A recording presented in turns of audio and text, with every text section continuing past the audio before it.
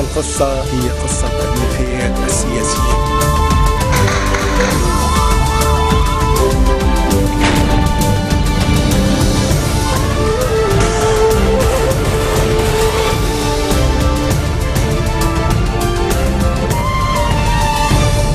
Good afternoon. You're watching the English newscast on Future Television. I'm Linda Tamim, and these are the news trending today. Demonstrators hold a sit-in in Sidon and block roads in the Shuf, Akkad and the Bekaa Valley to derail key components of a cabinet plan aimed at diffusing the trash crisis. Russian Foreign Minister Sergei Lavrov says coordination is needed between Russia's military and the Pentagon to avoid unintended incidents around Syria. And at least 20 people are killed as Iran-backed rebels fired Katyusha rockets at a busy market in Yemen's eastern city of Marib. Dozens of protesters have held a sit-in near the waste sorting and treatment plant in Sidon to denounce the government's recently announced plan to send garbage from other parts of the country to the facility. The demonstrators announced the establishment of a new movement in the city called Against Corruption. They highlighted their total rejection to accepting waste from other areas to be treated in the plant, which they allege is being mismanaged and posing health risks to surrounding areas. They demanded that experts and environmental specialists inspect the plant to determine if it is operating according to international health standards. The demonstrators called for a larger and more transparent role played by the municipality to expose corruption in the garbage crisis. They demanded a solution for the solid waste that is being dumped in a lake near the waste sorting plant and rejected the establishment of a new landfill in the area. Sidon Mayor Mohammed Saudi had announced that the southern city would be ready to accept additional tons of waste from other areas if a new sanitary landfill was established. Maronite Patriarch Shadadai has praised the anti-government protesters calling on the environment minister to resign over his handling of the garbage crisis, but urged them to set the election of a president as their main goal. As he kicked off a three-day pastoral visit in Alay, Rai said focusing on the election of a president was the main key to all other matters.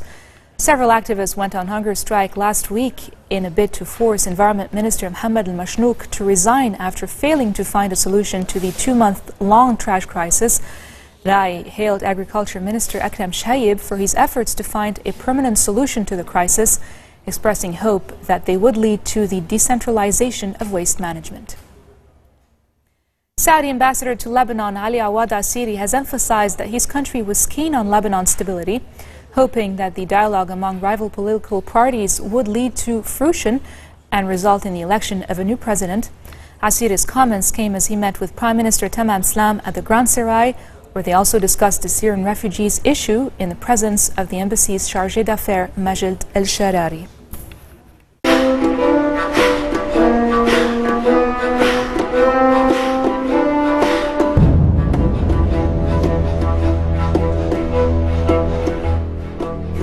Four and a half years into the Syrian civil war that has thrown the region into turmoil, neighboring Lebanon has started to crack under the pressure of hosting incoming refugees. This is according to a report by British broadcaster Sky News. The country, with a population of less than 5 million people, is overwhelmed by the mass arrivals of refugees from neighboring Syria on a daily basis. About 10,000 people arrive in the country every day, with the official number of registered refugees exceeding 1 million. Refugees have to rely on aid from humanitarian agencies. In the northern city of Akkad, the Red Cross handed out food aid on Thursday as the UN and other agencies are running out of money. As Lebanon struggles with mass anti-corruption protests and the sandstorm that has engulfed the country, Halal Helu, an official at the Lebanese Ministry of Social Affairs, warned that the state has started to fall apart. We're just being surrounded from all sides. We're falling apart. Our economy is falling apart, our trade is falling apart, our tourism is falling apart, and with all of these falling apart, then you might just not be there as a state anymore. You'd only have people residing in a piece of land. U.S. President Barack Obama has ordered his team to admit at least 10,000 Syrian refugees next year, amid criticism that the United States has not done enough. White House spokesman Josh Earnest said Obama had asked staff to scale up the number of refugee admissions beginning October 1st. One thing that the United States can do is to begin to admit more Syrian refugees into the United States. This year, that will end, the fiscal year that will end at the end of this month, the United States is on track to take in about 1,500 Syrian refugees. The President has directed his team to scale up that number next year, and he's informed his team that he would like them to accept make preparations to accept at least 10,000 Syrian refugees in the next fiscal year. What it reflects is a significant scaling up of the commitment on the part of the United States to accept more Syrian refugees into this country. However, and again, this is what our experts tell us, and I also think this is what common sense tells us, that the solution here is to meet the most urgent, immediate need of Syrian refugees, is to make sure that we can provide basic medical care, basic shelter, basic food and water, and even some other things like internationally run schools in these refugee camps to try to provide for the basic needs of those Syrians that have been forced from their home. Russian Foreign Minister Sergei Lavrov says coordination is needed between Russia's military and the Pentagon to avoid unintended incidents around Syria, where both countries have a military presence. Lavrov said Russia will continue to supply weapons to Syrian President Bashar al-Assad to help the Syrian armed forces fight against ISIS militants. He told a news conference Russia was conducting military exercises in the Mediterranean Sea, that it had been for some time, and that they were in line with international law. He said the Pentagon had suspended operational cooperation with the Russian military, but that this should be resumed since both U.S. military and Russia's armed forces were operating in and around Syria. And coming up next, Americans mark the 14th anniversary of the September 11th, 2001 terror attacks. More details after the break.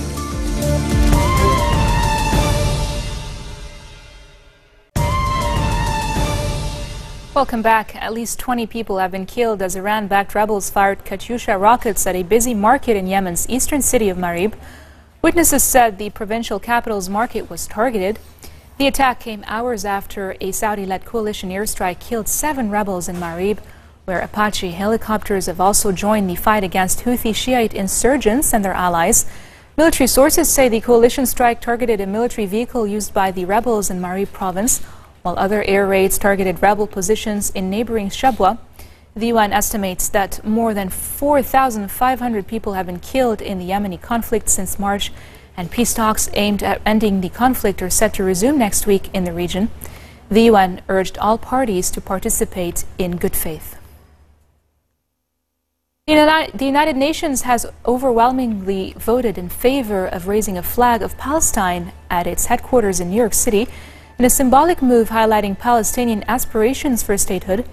A resolution was adopted on Thursday evening with 119 in favor, 8 voting against, including Israel and the United States, and 45 abstentions.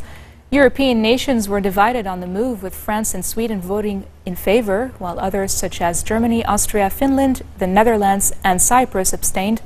The UN has 20 days to implement the move in time for a visit by Palestinian President Mahmoud Abbas on September 30th. The text allows the flags of Palestine and the Holy See, both of which have non-member observer status, to be hoisted alongside those of the member states.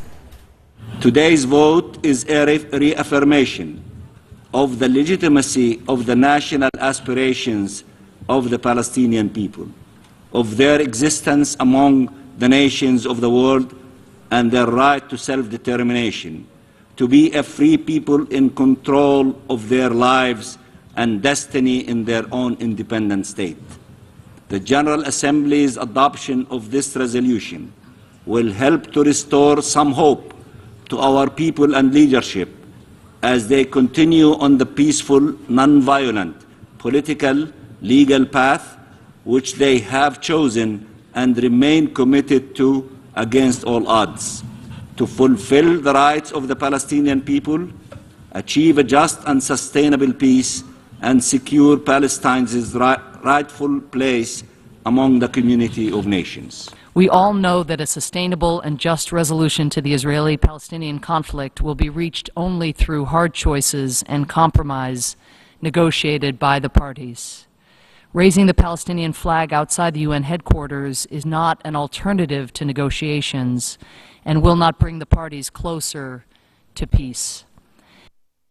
UNICEF says millions more in Syria could become refugees and head to Europe if there is no end to the war. Peter Salama, UNICEF's regional director for the Middle East and North Africa, said internal refugees in Syria have now reached almost 8 million.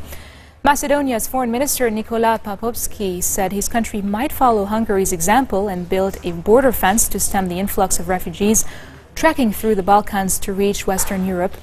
The news comes as foreign ministers from 4 Central European nations are currently meeting in Prague amid a growing rift over the refugee crisis. The Czech Republic, Hungary, Poland and Slovakia reject quotas proposed by the EU Commission, which proposed 120,000 additional asylum seekers per year to be shared out between 28 member states. People across the United States will pause once again to mark the 14th anniversary of the September 11th terror attacks that killed nearly 3,000 people. The U.S. flag was unfurled down the side of the Pentagon to mark the event.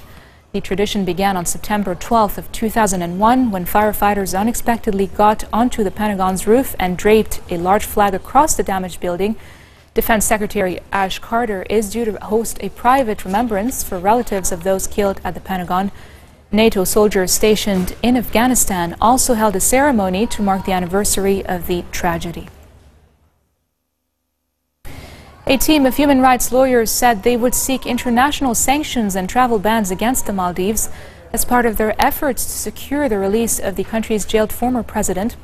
Amal Clooney, the lawyer leading the team, told reporters in Male that they were taking the action because the government had not fulfilled many of its promises to ex-president Mohamed Nasheed.